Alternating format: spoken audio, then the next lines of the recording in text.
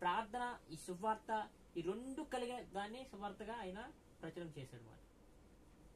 ఆ యొక్క కొండ మీద ప్రార్థన గాని, ఆయనకి ఆకలి వేయడం గాని, అంటే ఎంత చక్కగా రాశారంటే ఆయన గెత్సేమనే తోటకెళ్ళి ప్రార్థన చేసి చేయడం గాని, అన్ని కూడా వివరంగా ఆయన లోక గారు రాయడం అనేది చాలా చక్కగా జరిగింది అన్నమాట.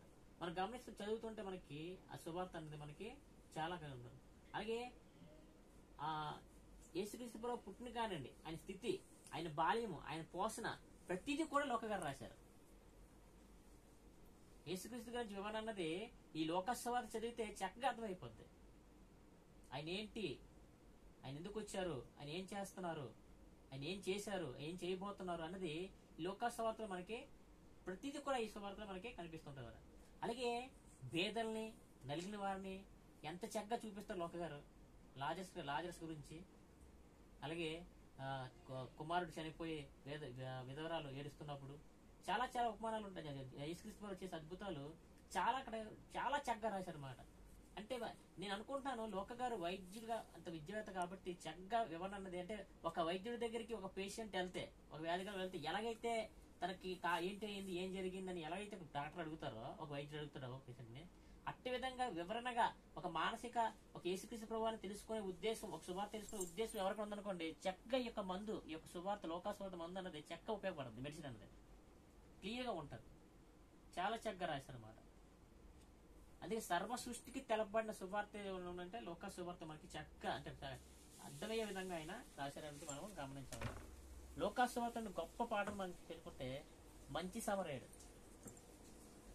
ఆయన వైద్యాన్ని కూడా దానిలో చక్కగా చూపించగలరు. మంచి సమరయుల్లో చూడండి, మనం 10వ అధ్యాయం 25-37 వచనాల్లో గమనిస్తే లోకా సువార్త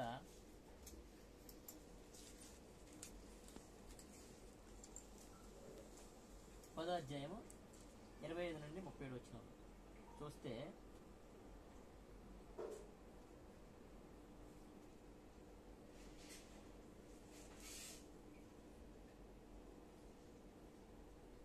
చూడండి అక్కడ,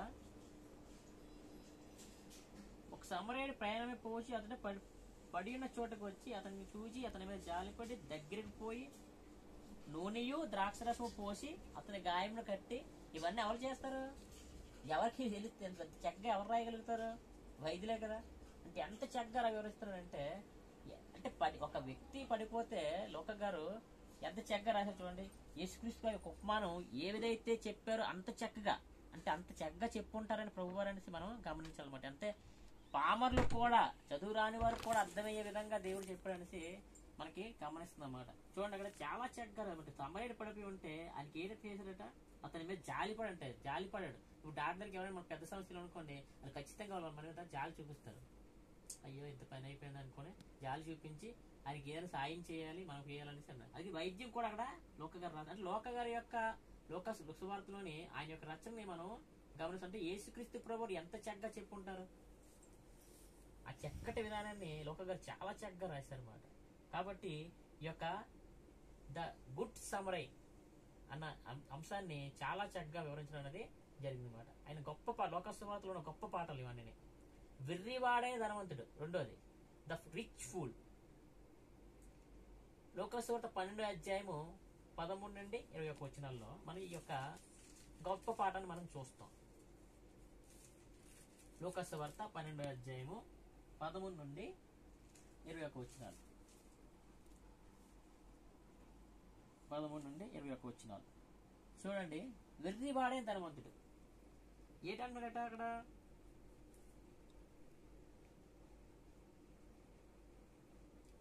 మనం చివరికి వెళ్తే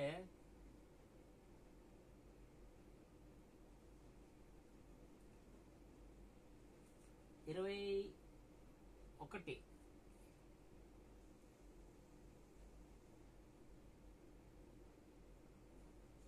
12వ అధ్యాయము 13-21 చూస్తే, దేవుని ఎడల ధనవంతుడు కాక తన కొరకే సమకూర్చుకుని వారు అలాగని చెప్పాను. అది చూడండి 20 వచనం. అయితే దేవుడు ధనవంతుడు బాగా సంపాదించాడు, చాలా ఎంత చక్కగా చూడండి, తినుము త్రాగుము సంతోషించమని 20 వచనం చూడండి. దేవుడు వెర్రివాడా, ఈ రాత్రి నీ ప్రాణము నడుగుచున్నారు, నువ్వు సిద్ధపరిచినవి ఏమైనా అవ్వను అర్థం చెప్పాను. అని చాలా చక్కగా అక్కడ మనకి గమనిస్తుంది. ధనవంతుడు వెర్రివాడు ఏం చేస్తాడంటే చెక్క ఈ ధనాశ, భూమి మీద ఉన్న ధనాశ గాని ఇంక వేరే వేరే ఆశలు ఏమైనా ఉంటే చక్కగా సమకూర్చుకొని దేవుణ్ణి విడిచి దేవుని గురించి ఆలోచించుకుంటానా, అదే ఆత్మీయ స్థితి గురించి ఆలోచించుకుంటున్నా ఎవరైతే ఈ భూమి మీద ఉంటారో వాళ్ళందరికీ కూడా ఎంతో చక్కగా ఉపయోగించే ఒక పాఠం ఇది. ధనవంతుడికి అన్ని సమకూర్చుకున్నాడు, నాకు ఇంకేం అవసరం లేదు, నాకు ఈ యొక్క ఆస్తి ఉంది, లేకపోతే ఈ ఆహారం ఉంది, లేకపోతే ఇంత బలం ఉంది, ఇంత బలగం ఉంది అని, ఇంత జ్ఞానం ఉందని ఎవరైతే విర్రబీగుతారో ఈ యొక్క పాఠం అనేది, గొప్ప పాఠం అనేది చాలా ఉపయోగపడుతుంది. ఒకే ఒక వచనం 20 వచనం ఏంటంటున్నాడు? వెర్రివాడ. ఏంటంటే మన జ్ఞానం వెర్రితనం, మన ధనము వెర్రితనం, మనకి కలిగే ఏమున్నా సరే అంతా కూడా వెర్రితనం. ఎంత చూడండి, ఎవరికైనా అర్థమయ్యే భాష అనేది లోక గారు రాసింది. దేవుడు ఎంత చక్కగా చెప్పాడు, యేసుక్రీస్తు ప్రభువు ఎంత చక్కగా వివరించాడు ఆ విషయాన్ని. కాబట్టి చాలా చాలా గొప్ప పాటలు అనేవి ఈ యొక్క లోక స్తోత్రం చూడగలం. అలాగే మూడోదిగా మనం ఆల్రెడీ చేసాం ముఖ్య అధ్యాయం, తప్పిపోయిన కుమారుడు, ప్రొడిగల్ సన్. లోకసభ 15 అధ్యాయం 11-32 వచనాలు. ఏంటంటే ధనవంతా తనకు కావాల్సిన ఆస్తి అంతా తీసుకెళ్లిపోయాడు, మొత్తం నాశనం చేసాడు, బుద్ధి తెచ్చుకున్నాడు, తిరిగి వచ్చి అంత ఎంత గెలకుంటా చూడండి. ఆయన యొక్క గొప్ప పాఠాల్లో ఇదొక పాఠం. ఈ యొక్క సువార్తల్లోనే మనం ఈ లోక సువార్తలో ఈ యొక్క పాటలు అనేది మనం గమనిస్తుంటాం అన్నమాట. అలాగే 4వదిగా గొప్ప పాఠం చూసుకుంటే ధనవంతుడు మరియు లాజరు.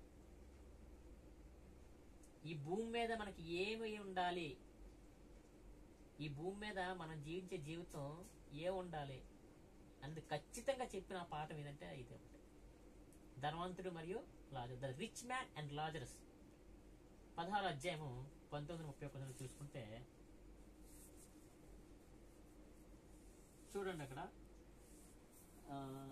నేను అన్ని వచనాలు చదవట్లేదు ఎందుకంటే సమయం మనకి తక్కువ ఉంది కాబట్టి, నాకు అనిపించిన ముఖ్య వచనాలు నేను చూస్తున్నాను అనమాట. ధనవంతుడు టేబుల్ మీద పడిన ఫుడ్ ని తింటున్నాడు. లాజరు అని ఒక దరిద్రుడు, నేను 20 వచనం, వాడు కురుపులతో నిండిన వాడై ధనవంతుని ఇంటి వాకిట పడి ఉండి అతని బల్ల మీద నుండి పడు రొట్టె ముక్కలతో ఆకలి తీర్చుకొని గోరెను. అంతేకాక చూడండి, కుక్కలు వచ్చి ఏం చేస్తున్నాయట, కురుపులే కుక్కలు వచ్చి 21 వచనం చూడండి, వాని కురుపులు, ఆహారం లేదు, బట్టలు లేవు, ఆరోగ్యం లేదు, ఏవి లేవు, కానీ ఎక్కడున్నాడట చనిపోయిన తర్వాత? గమనించండి అక్కడ 24 చూడండి, తండ్రివైన అబ్రహామా నా యందు కనికరపడి, అది కాదు 22వ వచనం, ఆ దరిద్రుడు చనిపోయి దేవదూతల చేత అబ్రహాము రొమ్మిన ఆనుకొని కనుగొబడి, ధనవంతుడు కూడా చనిపోయి పాతబడి, అప్పుడు అతడు పాతాళంలో బాధపడి కనులెత్తి, అప్పుడు 24వ వచనం చెబుతాడు, తండ్రి అయిన అబ్రహామా నా యందు కనికరపడి తనకు. ధనవంతుడు అడుగుతున్నాడు అక్కడ, కానీ అబ్రహాం గారు ఏంటంటున్నారు అక్కడ, లాజరును పంపించమంటున్నాడు ధనవంతుడు. దేనికోసం? విశ్వాసాన్ని దేవుని గురించి తెలపడానికి కిందకి లాజరును పంపించండి అని అంటున్నాడు అన్నమాట. అంటే లాజరు యొక్క జీవితం ఏంటి? ధనవంతుడు చూశాడు కిందన, కానీ పైకి వెళ్ళాక తన జీవితం ఏంటి? పైకి వెళ్ళిన తన స్థితి ఏంటి? అబ్రహాము రొమ్మున ఆయన ఉన్నారన్నమాట అని చాలా చక్కగా రాశారు. ఈ యొక్క ఉపమానాన్ని మనం చదువుతున్నప్పుడు చాలా చక్కగా రాశారు. ఇవన్నీ కూడా గమనించాల్సిన విషయాలు అన్నమాట. లోకసు వార్త 25వ వచనం చూడండి, అందుకు అబ్రహాము, కుమారుడా, నీవు నీ జీవితకాలం మందు నీకు ఇష్టమైనట్టు సుఖం అనుభవంతో ప్రతి విషయాన్ని కూడా మానవ యొక్క జీవితాన్ని తెలియజేస్తూ ఉన్నాడు లోక గారు. మానవ యొక్క జీవితం దేనికి లోబడిపోతుంది, మానవ యొక్క జీవితం దేనికి స్థిరపడిపోతుంది, దేన్ని ఆలోచిస్తున్నాడు, దేన్ని విడిచిపెడుతున్నాడు, ఒకవేళ విడిచిపెడితే ఏమవుతుంది, ప్రతిదీ కూడా వివరణిస్తున్నాడు. ఇక పాటలు మనం చూస్తున్నాం, మంచి సామ్రాడు గాని, విలువైన ధనవంతుడు గాని, తప్పిపోయిన కుమారుడు, ధనవంతుడు మరియు లాజరు, ఇవన్నీ కూడా ఏం చేస్తున్నాడు? మానవుని యొక్క జీవితాన్ని ఆయన పెంపొందిస్తున్నాడు. ఎలాగుంటుంది జీవితం? ఒకవేళ జీవితం మానవ జీవితం జీవిస్తే పైకి వెళ్తే నీ స్థితి ఏంటి అన్నది, ఏదైతే మానవుడు ఇది గొప్ప విషయం, ఇది జ్ఞానము, ఇది నాకు అవసరమైంది ఇది అనుకుంటున్నాడో ఈ భూమి మీద ప్రతిదీ కూడా మనకి తెలియజేస్తున్నాడు అన్నమాట. ఇది మనం జ్ఞాపకం చేసుకోవాల్సిన అవసరం. అలాగే ఐదో గొప్ప పాఠం ఏంటి తెలుసండి? పరిసేయుడు మరియు సొంకరి. 18వ అధ్యాయం 9-14 వచనంలో ఉంటారు. మనం చెప్పుకున్నాం కదా ప్రార్థన గురించి చాలా చక్కగా రాశారనేసి లోక గారు. పరిశీలి యొక్క ప్రార్థన, సొంకరి యొక్క ప్రార్థన మనం అక్కడ చూస్తాం. 18వ అధ్యాయం 9-14 వచనంలో మనం చూస్తే,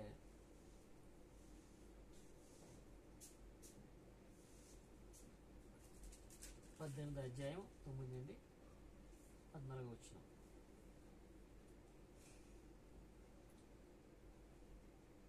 అక్కడ చెప్తున్నాడు,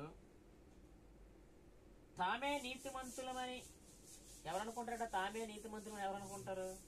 మానవులే కదా. తామే నీతిమంతులని, నీతిమంతులు ఒకరు లేని బైబిల్ చెప్తుంటే తామే నీతిమంతులమని తమ్ము నమ్ముకొని ఇతరులతో తునీకరించు కొందరితో ఆయన ఈ ఉపమానం చెప్తున్నారు అనమాట. చూడండి, ఈ ఉపమానాన్ని యేసుక్రీస్తు చెప్పినప్పుడు చాలా చక్కగా ఎట్లా లోక గారు రాశారు అనమాట. ప్రార్థన చేయటగా 2 మనుషులు దేవాలయంకి వెళ్ళారు. వారిలో ఒకడు పరిసేయుడు, ఇంకోటి సొంకరు. ఈ అంశం మనకు తెలుసు. అయితే ఎవరు ప్రార్థన వినాలని మనకు తెలియజేస్తుంది అక్కడ వాక్యం. లోక గారు ఎట్లా రాశారు? సొంకరు దూరంగా నిల్చుని ఆకాశం కళ్ళెత్తి ఏంటంటే, కళ్ళెత్తుడికైనా ధైర్యం చాలక రొమ్ము కొట్టుకొనుచు, దేవా పాపుని నన్ను కరుణించు అంటే దాని మానవ యొక్క స్థితిని ఆయన గమనించి ప్రార్థన చేస్తున్నాడు అనమాట. అంటే మనుషుల యొక్క స్థితుల్ని లోక గారు చాలా చక్కగా ఈ యొక్క దాంట్లో రాశారు.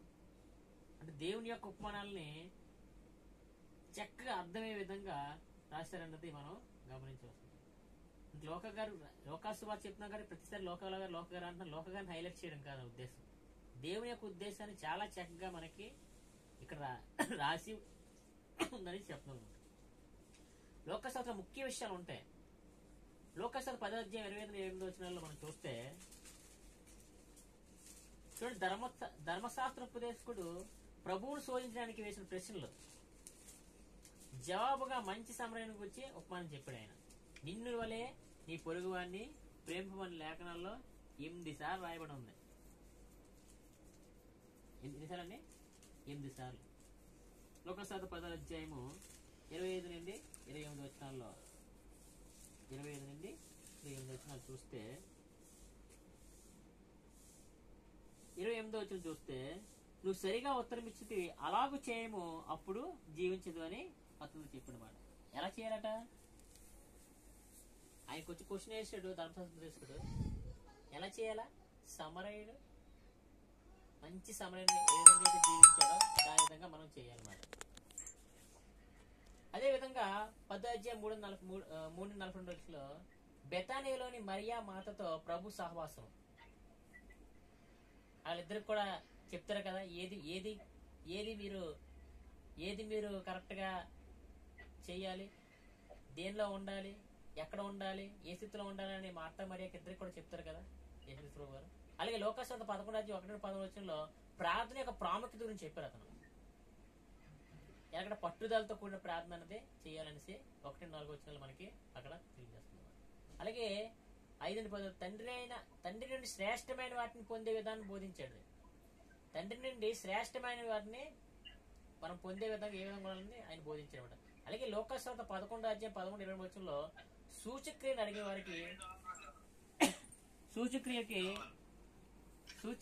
వారికి సమాధానం చెప్పుటకు 39-52 వచనాలు పరిశీలన ధర్మశాస్త్ర గద్దించడం, వారి ఆయనపై పగబట్టడం ముఖ్యాంశాలుగా మనం చూస్తున్నాం అన్నమాట. ఈ యొక్క ముఖ్య విషయం అన్నమాట. లోకసువార్తలో ముఖ్య విషయంలో మనకి అనేకమైన కనిపిస్తుంది. 12వ అధ్యాయంలో 46 మంచి ఉపదేశాలు యేసుప్రభువు వారు బోధించారు. అలాగే 1-9 వచనాల్లో మారు మనిషి యొక్క ప్రాముఖ్యత గురించి చెప్పారు అతను. అలాగే 13-21 వచనాల్లో వెర్రివాడైన ధనవంతుడి గురించి చెప్పారు. అలాగే 34-48 వచనాల్లో మెలకుగా దాసుని ఉపమానం చెప్పారు. అలాగే 13వ అధ్యాయం 1-9 వచనంలో మళ్ళీ మారు మనిషి గురించి, అంటే మనిషి అన్నవాడు కంపల్సరీగా మారు మనసు పొంది దేవుని యొద్దకు రావాలనేసి లోక గారు ఆయన ఉద్దేశాన్ని, దేవుని యొక్క ఉద్దేశాన్ని మనకి తెలియజేస్తాడు. అలాగే దేవుని రాజ్యం కూడా చెప్పాలని గురించి చెప్పారు. 13వ అధ్యాయం 18-21 వచనాలకు దేవుని రాజ్యం చెప్పన్నారు.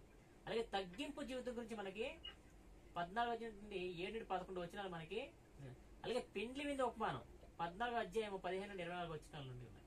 అలాగే శిష్యపుత్రం 14 అధ్యాయం 25-35 వచనాలు, అలాగే 18 అధ్యాయం 20-34 వచనాలు కూడా ఉంది. అలాగే తప్పిపోయిన దొరుకుట 15 అధ్యాయులు మనం గమనించాం. లోకాసువార్త ముఖ్య విషయంలో పరిపూర్ణమైన మానవుడు ఏం చేశాట? పరిచర్యని మనకి చూపించాడు.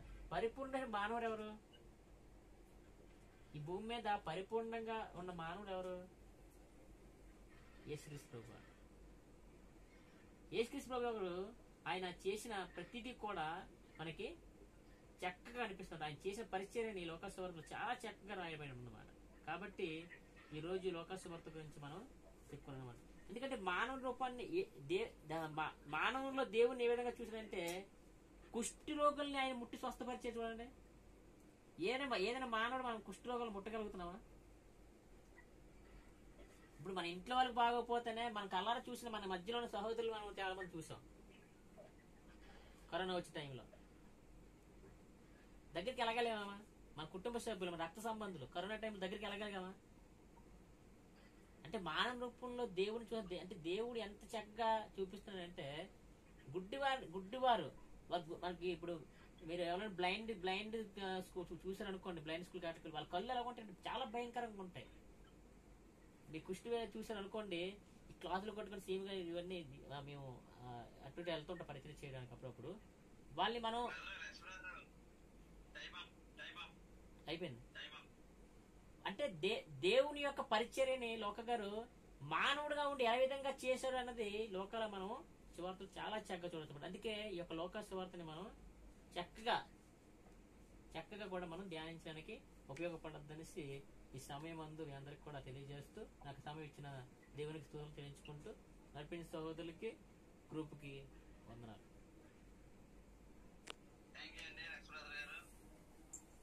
చాలా చక్కగా లోక సువార్త గురించి వివరించారు. మరి దీనికి ఇంకా మనం వివరించడం ఇంకా వేస్ట్. లోక సువార్తలో ఉన్నవన్నీ మీరు లోకా గారు ఎలా రాశారు, దేవుడి పరిశుద్ధాత్మతో